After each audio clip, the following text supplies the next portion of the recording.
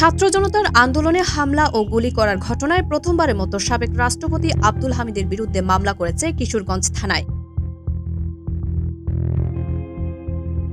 14 জানুয়ারি মঙ্গলবার বিকেলে মামলাটি দায়ের করেন সদর উপজেলার উত্তর লতিবাবাদ এলাকার আবু তাহের ভূঁইয়ার ছেলে তমুল ইসলাম। তিনি বলেন, আমি বিএনপির কর্মী।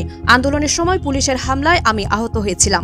আমি আহত অবস্থায় দীর্ঘদিন চিকিৎসা নেওয়ার পর এখন কিছুটা সুস্থ হওয়ায় থানায় এসে মামলা করলাম। মঙ্গলবারের এই মামলায় প্রথমবারের মতন আসামি হয়েছেন সাবেক রাষ্ট্রপতি আব্দুল হামিদ। এই মামলায় আব্দুল হামিদকে 3 নম্বর আসামি করা হয়। প্রথম নম্বর আসামি করা হয় সাবেক প্রধানমন্ত্রী শেখ হাসিনাকে এবং দ্বিতীয় নম্বরে আছেন শেখ রেহানা।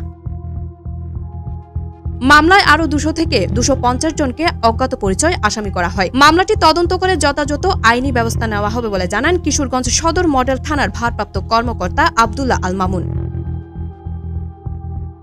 নিশিতা নিশি, CHD নিউজ 24।